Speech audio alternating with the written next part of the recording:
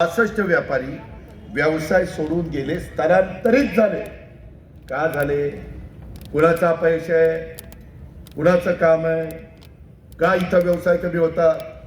आम्हाला आठवतं आमच्या लहानपणी आम्ही अहिल्यानगरला जायचो, पूर्वीचं अहमदनगर, तिथं सारडा आणि त्यांचे क्लॉथ सेंटर होते ना, तिथं जाऊन आम्ही बस्ते बांधायचो. आम्ही बांधायचो की नाही? किती वर्ष श्रीगोंद्याचं ते काष्टीचं सोसायटी, तिथं कितीतरी लोक जातात काष्टी सोसायटीमध्ये. का? तर किफायती दरामध्ये माल मिळतो. लोक इथेही धंदा पाणी करायला तयार आहेत ना, कष्ट घ्यायला तयार आहेत ना, मेहनती लोक आहेत ना. एकीकडनं आपली भीमा नदी गेलेली, एकीकडं SRP आहे. शहर वाढायला जास्त जागा नाही.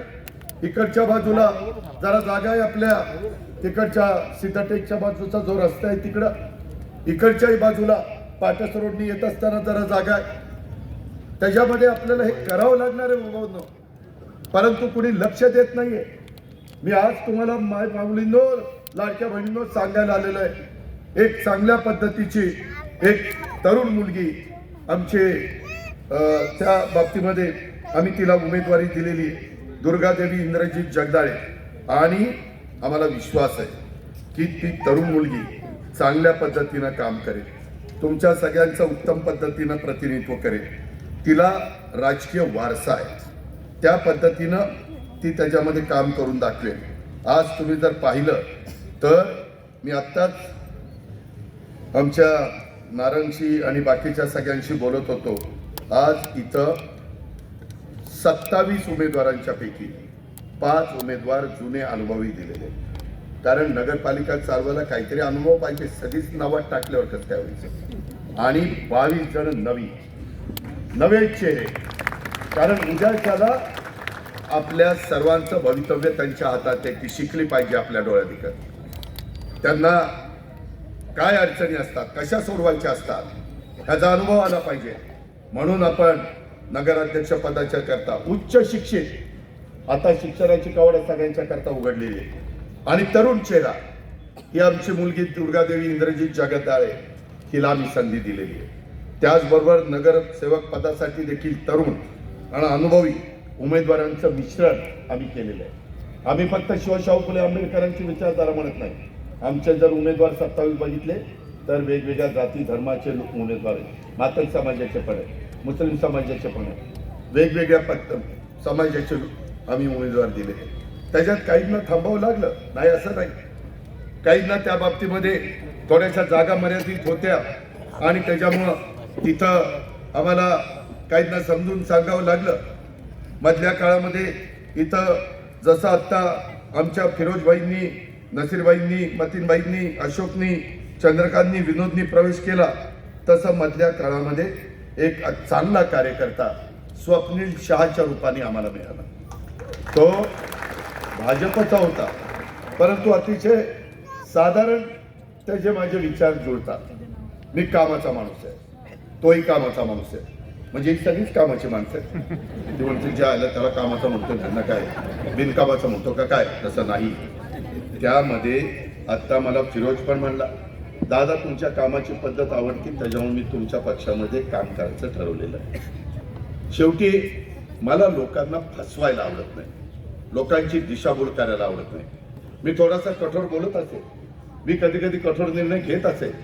बारामतीचा चेहरामोहरा बदलत असताना, पिंपरी चिंचवडचा चेहरामोहरा बदलत असताना काही कठोर निर्णय मला घ्यावे लागले.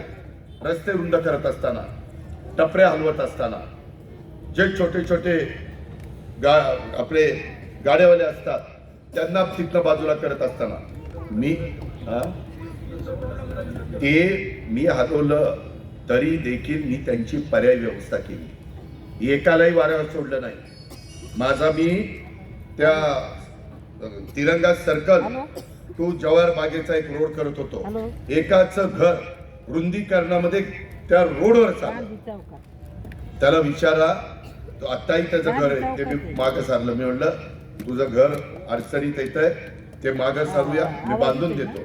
2 भाऊ होते, एकाला एक गाळा, दुसऱ्याला दुसरा गाळा, वर राहायला व्यवस्था, संडास बाथरूम सगळं करून दिलं.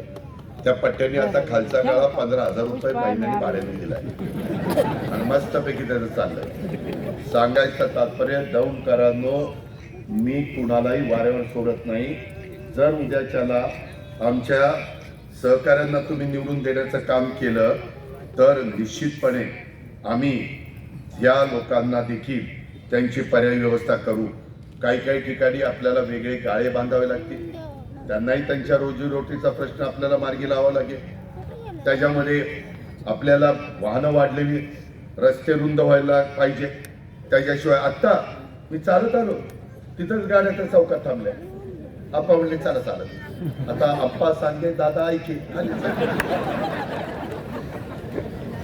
आणि मग इथं आलो आणि मग बाबासाहेबांना नतमस्तक झालो, अभिवादन केलं, तिथं पुष्पहार अर्पण केला आणि इकडं आलो. मित्रांनो, माझ्यासारख्या उपमुख्यमंत्र्याला पण गाडी सोडून मागं पुढं पोलीस असताना पण, सिक्युरिटी असताना कोणाची करी बघा, सगळे असताना काही उपयोग झाला नाही. वाहनांच्या पुढं कुणाचं काही चालत नाही. किती मोठ्या बापाचा असू नाही तर छोट्या बापाचा, सगळ्याला सारखं. हे आपल्याला बदलावं लागेल. हसण्यावर येऊन चालणार नाही. मी बारामतीमध्ये रिंग रोड केले, लोकांच्या जमिनी घेतल्या, त्यांना पर्याय दिला. परंतु आज पालखी मार्ग बारामतीच्या बाहेर न काढलाय. झटदिशी माणूस जातोय निघून. पूर्वी पाटसवरून बारामतीला यायला, पाटस आपला वळतो ना सोलापूर पुणे हायवे, तिथून बारामतीला जायला 1-1 तास लागायचा. आता 20 मिनिटात, फक्त 20 मिनिटात करण्याची धमकानी ताकद पाहिजे. अशा पद्धतीने मी आज तुम्हाला सांगतो, मी कामाचा माणूस आहे. पुन्हा सांगतो, अरे आगे बढ़ो, तुम मेरे पीछे आओ और मेरी घड़ी दबाओ.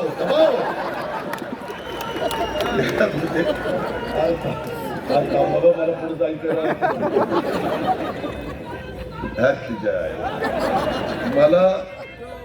मला तर वाटतं ही सुपारी घेऊन आता माझ्या मित्रांनो, गमतीचा भाग जाऊ द्या. आपल्या प्रेमाचे, आपला परिवार आहे, आपली आपुलकी, आपला जिव्हाळा आहे. आपण सगळी एका कुटुंबातली माणसं. आता बायको जोड्यांनीच आणून घरी. बर ठीक आहे, ऐक. अरे बोय बाबा, माझ्या एवढंच प्रेम पहिलं बायकोवर करेन, मग माझ्या मित्रांनो, म्हणजे तुझ्या बायकोवर नाही तर माझ्या बायकोच्या बायको. मित्रांनो, एवढंच तुम्हाला सांगायचंय. गमतीचा भाग जाऊ द्या. आपल्याला आपल्या दौंडचा सर्वांगीण विकास करायचा आहे. तो विकास करण्याच्या मी करू शकतो, मान्य ना, म्हणूनच सांगायला आलो. पण त्याकरता मी केंद्रातनं पण निधी आणू शकेन, मी तो आणू शकतो. मी राज्यातला पण निधी आणू शकेन, मी तो आणू शकतो. आपला माझ्या ओळखीचा पुणे जिल्ह्याचा पालकमंत्री, मी त्यालाही सांगेन की आपल्याला मदत करायची. पालकमंत्री माझा ऐकेल, काळजी करू नका. अच्छा, मला माहित नव्हतं. मी बघितलं वीरगावला, माहिती का नाही. मित्रांनो, त्यामध्ये त्या पद्धतीनं मी नुसतं विकास करून मला त्याला निधी द्यावा लागेल ना. तसा कसा विकास होईल? त्याच्या संदर्भामध्ये दिलेला पैसा पै इथं सत्कारणी लागला पाहिजे. त्याला पाय दुसरीकडे फुटले नाही पाहिजे, तर कामाचा दर्जा राहतो. तुम्ही आज जर माझ्याकडे आला, पिंपरी चिंचवड मध्ये जर गेला, तर तुम्ही बघा दर्जेदार कशी कामं केली. Double flyover, single flyover, Subway, उद्यानं, क्रीडांगणं, वेगवेगळ्या प्रकारच्या सुविधा, वेगवेगळ्या प्रकारच्या ज्या जागा, मोठमोठ्या महापुरुषांचे पुतळे, त्यांचे स्मारक, मेट्रो, रस्ते 4 पदरी 6 पदरी, पवनाचं पाणी सगळं आरक्षण केलं. ते कमी पडतं म्हणून भामास्करचं पाणी आरक्षण केलं. आज आपला खडकवासला कॅनल जवळनं जातो. ठीक आहे, नदीचं पाणी आम्ही आता एसटीपी प्लांट वर लावतोय, ते लावल्यावर काहीतरी फरक पडेल. पण तो शेतीच्या करता, मासे जिवंत राहण्याकरता, जीवजंतू जिवंत राहण्याकरता होईल. पण प्यायला तर स्वच्छ पाणी माझ्या दौंडकरांना द्यावं लागेल. आणि हे पाणी देत असताना अरे बापाच्या वरता नाही बरं का, बाप बरा होता, लयच पुढचं निघाला. मित्रांनो, यामध्ये आपल्याला मी सांगतो की या सगळ्या गोष्टी आपल्याला करता येतात. तिथं आता आम्ही आमच्या मुलीला संधी देतोय, दुर्गा देवीला. तिच्या नावातच दुर्गा पण आहे आणि देवी पण आहे. त्यामुळं आपण दुर्गा देवीची पूजा अर्चा करतो, इथं आपल्याला तिला संधी द्यायची. शेवटी कुणी आईच्या पोटातनं शिकून येत नाही. तुम्ही मला खासदार केलं ना, मला काही माहिती नव्हतं खासदारकीचं. या रमेश आप्पाजी आणि गौरव साहेबांनी मला पहिलं डायरेक्टर करायला सांगितलं आणि चेअरमन केलं. मला पीडीसीसी बँक कशी चालवायची ते पण माहिती नव्हतं. फार माहिती नव्हतं, टाळक्या वाजवत. पण नंतर मी शिकलो आणि आज देशातली एक अग्रगण्य बँक म्हणून तुमच्या बँकेची ओळख आहे आशिया खंडात. ज्या पद्धतीनं आहे ना, त्या पद्धतीनं माझं म्हणणं आहे की आमची करण्याची तयारी आहे, आमची मानसिकता आहे. आम्ही धडधाकट आहोत, आम्ही करून दाखवलंय.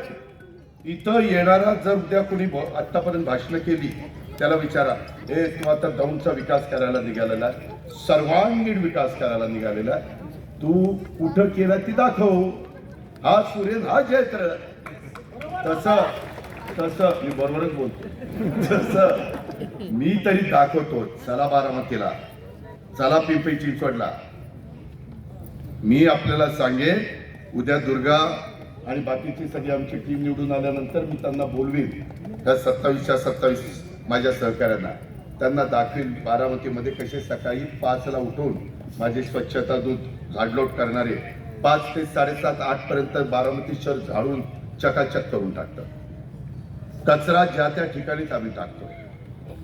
निघालेल्या कचऱ्याची विल्हेवाट नवीन पद्धतीचा वापर करून आम्ही करतोय. आज साधं उदाहरण देतो, इथलंच दौंड कारखाना.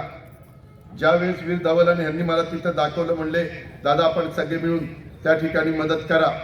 आणि त्यात मदत केली. वीर धवल तिथं डायरेक्टर आहे, काही जण तिथं चेअरमन आहे. मित्रांनो, तिथं जवळपास एक छोटं गाव बसलंय, जवळपास 250-300 एकरात ते बसलंय. आज तुम्ही सहज एक संध्याकाळी चक्कर मारा की काय तिथं काही नव्हतं. आज तिथं कसं व्यवस्था केली. करायचं म्हटलं तर आम्ही काय करू शकतो. निघणारा कचरा त्यांना विचारा, 25 लाखाचं मशीन बसवलेलं आहे. जाऊन बघा, तुम्ही पण उमेदवार मतदान झाल्यावर जाऊन जरा बघा. तिथं दगड, काच आणि नाही दगड, काच ह्या 2 गोष्टी त्याच्यामध्ये टाकल्या. लोखंड हे त्याच्यात टाकायचं नाही. बाकी निघालेला सगळा कचरा, प्लास्टिक, खोकी, जेवढं काही बाकीची घाण, पाला पाचोळा, फांद्या, सगळं ते त्या मशीनमध्ये जातं आणि त्या मशीनमध्ये ते ग्राइंडिंग होतं आणि त्याच्यातनं थोडं ते पाणी मिसळतात आणि पॅलेट तयार होते. 2 ट्रक भरपूर मोठा माल तिथं आणला तर अर्ध पोतं पॅलेट तयार होतं. नंदूजी, माझी भावकी, जरा जाऊन बघा मी काय केलं. भावकी उड्याचे वाटेकरी असते, पण काय काम केलं ते भावकीने बघायचं असतं. मित्रांनो, करता येतं. आज तिथं तुम्हाला कचरा बघायला मिळणार नाही. आम्ही जे दुसरीकडे करतो, आम्हाला वाटतं ना आमचं मिनी भारत आहे दौंड शहर म्हणतो, तिथं आम्ही केलं पाहिजे. त्याकरता मी सांगायला आलोय, माय माऊलींनो, स्वच्छता राहिली, डासाचा प्रादुर्भाव कमी झाला तर तुमचं आरोग्य चांगलं राहणार आहे, तुमच्या कच्च्या बच्चांचं आरोग्य चांगलं राहणार आहे.